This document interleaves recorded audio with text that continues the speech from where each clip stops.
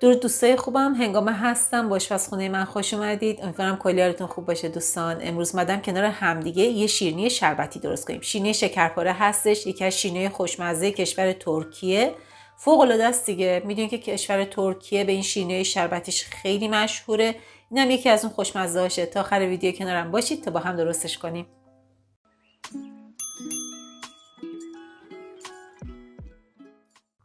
برای درست کردن شیرینیمون اول از همه باید شربتش رو آماده کنیم. برای درست کردن شربت نیاز داریم به 3 لیوان شکر.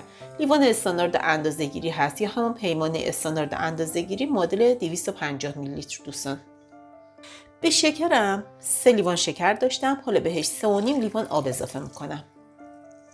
آب رو اضافه کردم، بهش یه قاشق مرباخوری آب لیمو اضافه میکنم. حالا میذارمش روی حرارت بدون اینکه بهش قاشق بزنم. میذارم شکر کامل آب بشه. اگر دیدید تهش یه مقدار شکر موند، اون موقع میتونید با قاشق چوبی یا قاشق سیلیکونی تهش رو هم بزنید که شکرش مخلوط بشه، کامل حل بشه. بعد از اینکه بجوش اومد 7 دقیقه بجوشونید، بعد دیگه از روی حرارت بردارید بزنید کنار تا سرد بشه کامل.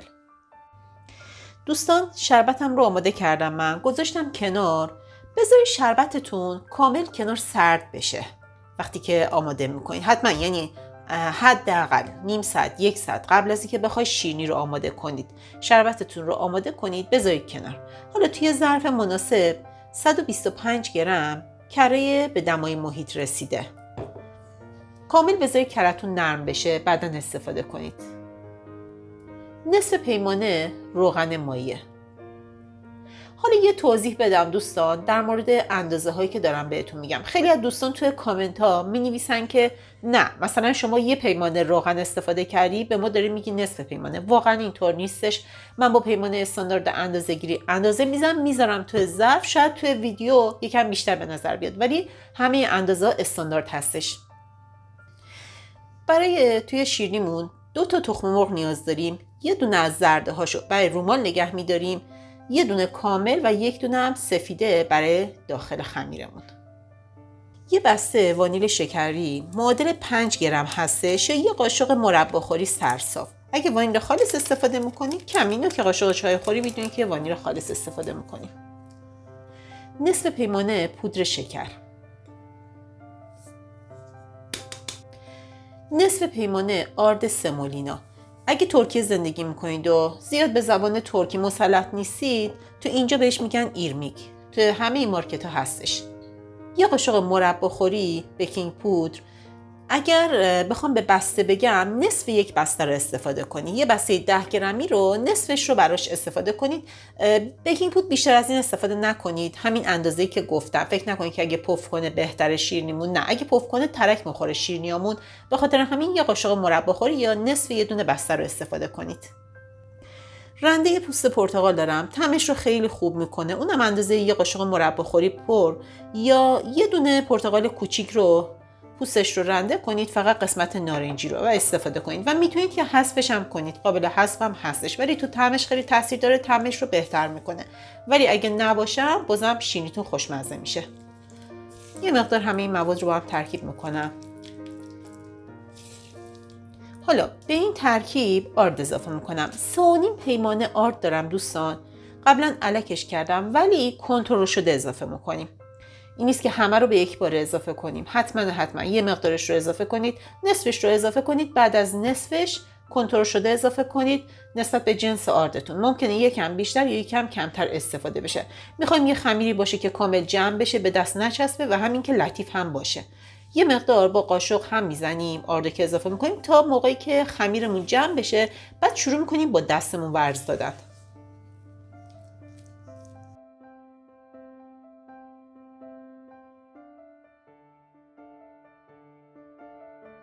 ببینید دوستان خمیرمون آماده شد به این شکل. من الان ببینید بعد به این حالت باشه. تو دستم نشون بدم بهتون. بعد وقتی که تو دستتون میگیرید یه مقدارش رو قشنگ فشار میدید، بعد منسجم بشه، از همدیگه باز نشه. گردش کنید، میبینید کامل منسجم هستش. این خمیرمون آماده است.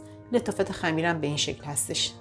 خمیرمون به خاطر اینکه آرد سمولینا داره یه حالت خشکی داره توی خمیری که وقتی که دست میزنیم مثل خمیرای معمولی خیلی نرم و لطیف نیستش. این رو حواستون باشه. توی خمیرایی که آرد سمولینا استفاده میکنیم این خاصیت رو داره که خمیرمون رو خشک‌تر میکنه، چون قراره روی این شیرینی شربت بره دوستان. حالا از خمیرمون اندازه یه گردوی کوچیک برمیداریم دوستان، تو دست کامل فشردش میکنیم به این شکل. حالا حالت کتلت کوچولو بهش میدیم، چون این شیرینی‌ها بیضی شکل هست دوستان.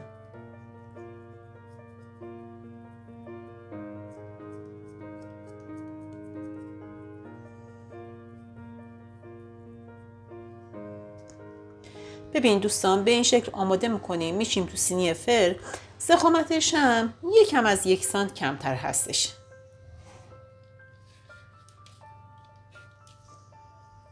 ببین دوستان برای رومال یه دونه زرده تخم مرغ داشتیم، نصف قاشق چایخوری پودر کاکائو، اندازه 1 قاشق چایخوری به پودر کاکائو روغن مایع اضافه کردم که حل بشه توش. حالا پودر کاکائو که با روغن مایع مخلوط کرده بودم به زرده تخم مرغم اضافه میکنم. حالا همه شیرینیامو رومال میکنم با این ترکیب.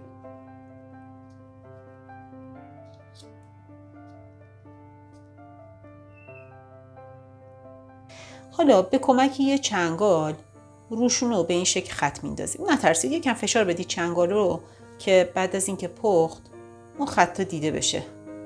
بعد یه نکته‌ای که من فراموش کردم بهتون بگم، از آردی که من استفاده کردم با نوع آردی که یعنی من استفاده کردم 3 پیمانه آرد استفاده کردم، تقریبا نصف پیمانه، یه خورده بیشتر از حتی نصف پیمانه از آردم اضافه اومدش، بیشتر نریختم توش. میبینید که لطافت شیرینیم در چه حد هستش.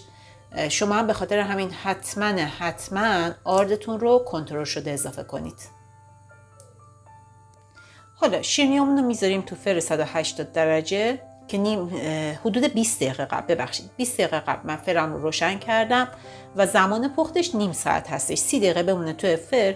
برشته که شد پخته، یه مقدار پف میکنه، خیلی زیاد پف نمیکنه ولی یه مقدار پف داره این شیرینی هامون.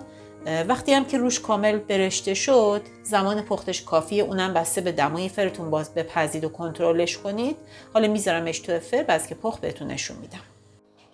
دوستان شیرینیمون پخت آماده شد. ببینید داغ هستش. من فقط به خاطر اینکه نشونتون بدم به این شکل هم زیرش برشته شده هم روش. حالا همینطور که داغ هستش انتقالش میدیم توی ظرف دیگه.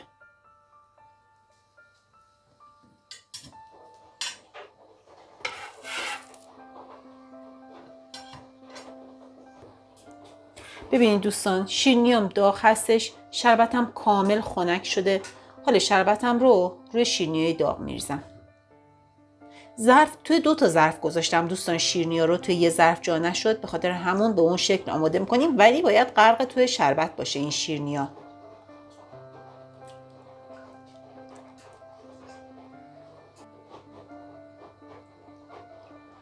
به این شکل حالا شیرینیامون رو که آماده کردیم 2 ساعت بهش زمان میدیم تا شربت به خوردشون بره، بعدا نوش جان میکنیم. بعد از این کم که آماده شد 2 ساعت دیگه من بهتون نشون میدم.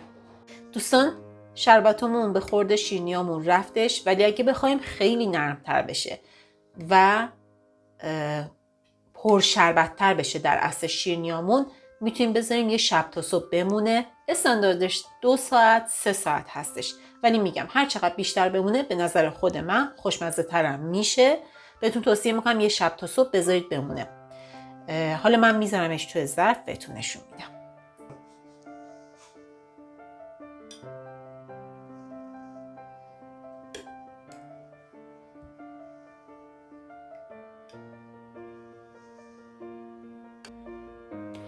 برای دیزاین روش هم میتونید از پودر پسته استفاده کنید، میتونید از پودر نارگیل استفاده کنید، کاملا سلیقه شما هستش.